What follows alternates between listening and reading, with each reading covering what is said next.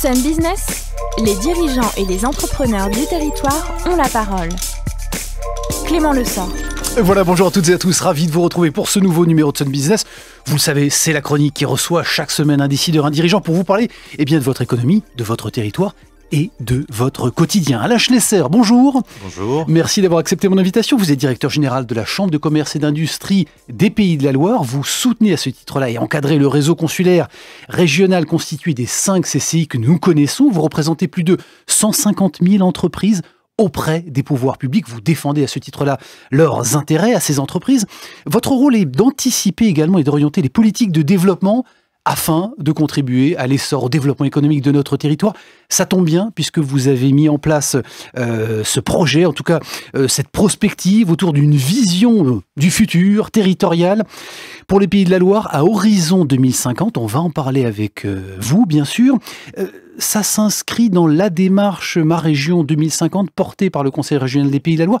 Ça veut dire quoi? C'est d'abord une volonté politique, ce projet-là? Ça a d'abord été la conséquence d'un constat qu'on avait fait juste avant l'abandon de Notre-Dame-des-Landes. Du fait que, 2018, début 2018. En début 2018, que la région se traînait un peu au niveau des infrastructures. L'autoroute qui devait relier La Roche-sur-Yon à La Rochelle avait été annulée.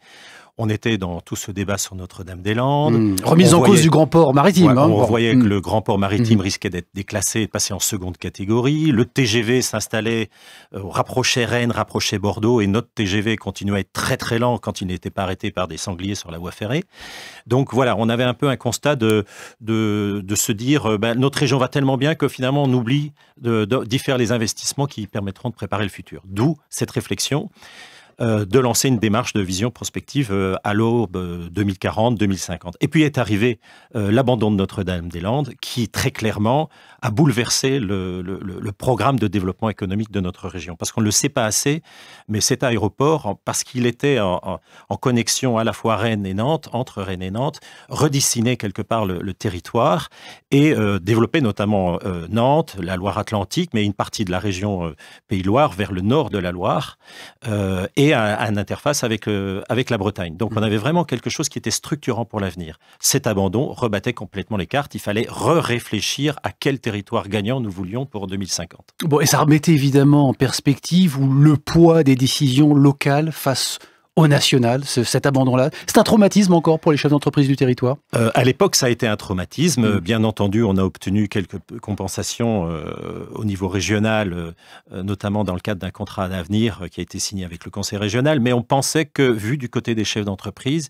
il fallait qu'on reprenne la main et qu'on refasse des propositions pour ce territoire, d'où cette démarche Pays Loire 2050, qui vient apporter la vision des chefs d'entreprise à ce chantier qu'a également lancé le Conseil régional, qui s'appelle Ma Région 2050. Alors, votre travail à vous avec l'ensemble des acteurs économiques, c'est aussi une façon, à mi-mandat ou un peu plus aujourd'hui, de faire du lobbying auprès de la région Pays de la Loire? Tout à fait. Nous avons présenté en fait les 4 scénarios dont on va parler à l'occasion d'un Parlement des entreprises. On en organise à peu près tous les 2 ans. C'était un mi-mandat de la Chambre de commerce.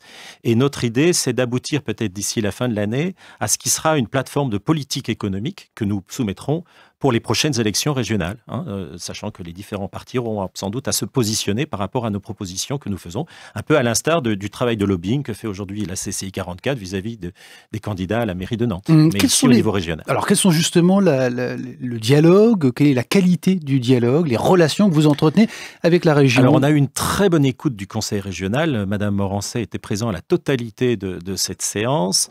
Monsieur le préfet, préfet de région, qui est arrivé en fin de séance, nous a d'ailleurs demandé d'intervenir prochainement devant l'ensemble des préfets de la région pour pouvoir là aussi présenter notre démarche. Non, vraiment, ça a suscité beaucoup d'intérêt et y compris même un complément d'études.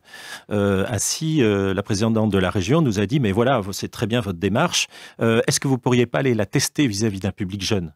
Ce que nous avons fait d'ailleurs et ce que nous avions l'intention de faire. Et donc, nous avons organisé des hackathons avec différents publics jeunes, étudiants dans nos CFA ou dans des écoles d'ingénieurs, voire même à Sciences Po, et aussi nous avons souhaité approfondir une analyse par filière. Quelles sont les grandes filières économiques de notre territoire et qu'est-ce qu'elles seront en 2050? Alors donc justement, vraiment, c'est un travail d'interface avec l'ensemble des acteurs du territoire intéressés par le sujet. Bon, vous parlez des jeunes, évidemment, ça tombe bien, parce qu'a priori, si tout se passe bien en 2050, ce seront eux qui dirigeront notre territoire et notamment nos entreprises.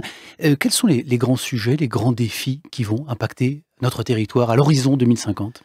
Oh, il y en a beaucoup. Dans les 4 scénarios qu'on a proposés, on a identifié des situations assez opposées. Je pense qu'on peut peut-être rentrer dans celle-là. Le premier scénario, c'est un scénario autour de ce qu'on appelle l'hypermodernité métropolitaine. C'est-à-dire qu'on laisse faire en fait une économie aujourd'hui capitalistique qui va un peu plus loin et on va vers des villes-mondes et en Pays de la Loire, on verra se concentrer 2 grandes métropoles avec des pôles de compétitivité dans les villes secondaires, mais c'est surtout les 2 métropoles qui tireraient la région. Bon, scénario 1, ultra-libéral, on peut le dire comme ça. Polarisation urbaine très importante autour de grandes villes. On a un scénario 4, puisque vous parlez de ultralibéral, qui lui est le scénario ultralibéral où quelque part, je dirais, tout fout le camp, où les inégalités se creusent encore un peu plus. C'est peut-être un peu le scénario d'ailleurs que veulent certains dans la Silicon Valley, c'est-à-dire un scénario où les grandes entreprises ont pris le pouvoir sur la finance et où une certaine idée qu'on connaissait en Californie dans les années 68, enfin dans les années 70, a pris un peu le pouvoir. Donc il n'y a plus de régulation, il n'y a plus de gouvernement, et c'est finalement les grandes entreprises. Dans un scénario comme ça, très clairement, on va vers une rupture du territoire, une fracture territoriale très importante et une fracture sociétale. C'est très clairement un scénario que très peu de gens plébiscitent, mais quand on fait une analyse un petit peu de ce qui est probable, ça fait partie des scénarios qui, généralement, ressortent à peu près avec 15% de probabilité. Si on ne change rien, Alain Schlesser ? Alors, si on ne change rien, ça c'est donc le scénario 1. Par contre, si on s'inscrit dans ce qui est actuellement le génome, je dirais, ou la génétique des Pays de Loire, il y a un scénario intéressant qui est celui des transitions durables et d'une polarisation autour des villes. Non plus des grandes villes, mais des villes. C'est-à-dire que les Pays de Loire ont toujours été organisés un peu comme par différents pays. D'ailleurs, c'est la seule région de France qui porte un nom au pluriel. C'est pas le Pays de la Loire, c'est les Pays de la Loire. Donc, si on continue à travailler, et ça c'est le fruit d'un héritage autour du mutualisme, des coopératives, d'une civilisation judéo-chrétienne qui est encore assez marquée qui fait partie de l'histoire de ce territoire, bien sûr, culturelle de ces territoires. Là, très clairement, on peut espérer, en tout cas c'est ce que beaucoup souhaitent, qu'on continue à développer cette diversité des territoires autour de ces divers pays, avec des villes moyennes et des petites villes qui continuent à se développer et où on réussit à éviter l'ultrapolarisation des métropoles.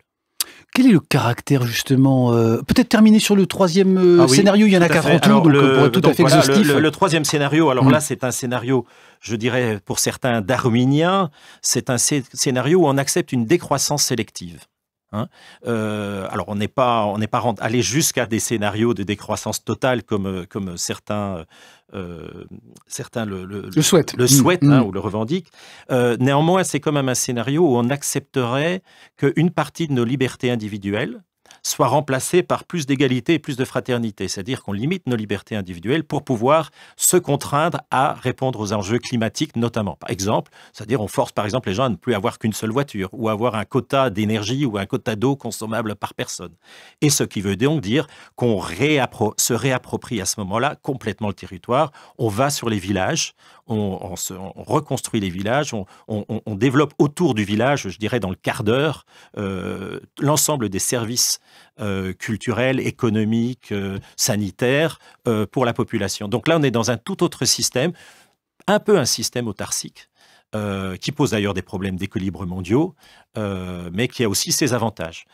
Précisons que une des limites de ce scénario, c'est que c'est celui qui permet éventuellement aussi à des situations, je dirais, très identitaires, très revendicatrices, un petit peu des ZAD nouvelle vague, de se développer. Bon, 4 scénarios ou scénarii que vous avez imaginés. c'est pas forcément la réalité, en tout cas le futur, c'est pas forcément un de ces 4 scénarios, ça peut être une synthèse Ce sera certainement un mix. On aurait tort, bien entendu, de croire qu'on peut choisir même ou se déterminer un de ces scénarios. C'est évidemment un mix qui va se faire. D'abord parce que nous ne maîtrisons pas toutes les cartes. Il y a des cartes mondiales, des cartes européennes. Dans ces scénarios, la place de l'Europe est plus ou moins importante. Dans le scénario 2 et 3, très clairement, c'est une place importante. Et puis, il y a des solutions, évidemment, des décisions que peuvent prendre les politiques locaux, d'où notre volonté d'interpeller les politiques régionales et départementales et villes sur ces questions. Qu'est-ce que vous avez exclu comme hypothèse dès le départ, Alain Schlesser ?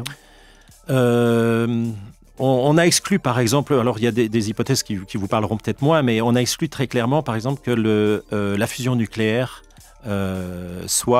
apporte la solution énergétique. Parce qu'évidemment, s'il y avait une fusion nucléaire, si elle réussissait à fonctionner, vous savez qu'il y a de la recherche en cours actuellement à Cadarache, ça changerait complètement la donne énergétique. On a aussi exclu une guerre militaire entre la Chine et les États-Unis. Malgré le contexte de tension chino-américain qu'on connaît. Tout à fait. On s'est basé sur des analyses, notamment des services de la CIA américains, qui sont publics, qui expliquent comment pourraient être les grands équilibres entre les 3 continents, c'est-à-dire américains, Asie et Europe d'ici 2050. Bon, dans un des scénarios que vous évoquiez, notamment le numéro 4, je crois la capacité créatrice, vous dites, des territoires est mise à l'épreuve suite à des crises d'origine diverses, financières, climatique et d'inégalité sociale qu'on connaît aussi actuellement dans notre pays particulièrement. Quid des crises sanitaires et épidémiques ? Écoutez, nous étions... Vous ne l'aviez pas forcément envisagé Nous étions... si, c'est un sujet qui a été envisagé et qu'on a d'ailleurs creusé... comme par hasard, assez récemment, puisqu'on a récemment invité le préfet de région de la région Claude Darcourt, qui, lorsqu'il était directeur de l'ARS en PACA, avait fait commettre un livre sur la santé en 2040 et qui commençait par une crise sanitaire. Donc c'est un sujet qu'on a très clairement intégré. Maintenant, ça fait partie justement de ces différents scénarios. Aujourd'hui, on a une crise sanitaire, mais qui dit demain que nous n'aurons pas une crise numérique, pour des questions énergétiques notamment. Donc voilà, ça fait partie des aléas. En tout cas, nous avons identifié 6 leviers qui nous semblent à travailler absolument, quel que soit le scénario retenu. Un, c'est celui des mobilités et des infrastructures. On a exclu pour l'instant l'idée des... comment on appelle ça, ces trains, des hyperloops. Rapidement, quelques mots pour terminer. Les autres sujets sont l'énergie, très clairement. Nous sommes à faveur d'un plan très ambitieux autour de l'énergie du futur. L'économie circulaire, l'usage optimisé du numérique en milieu rural. Et là, nous portons un projet qui s'appelle les villages connectés.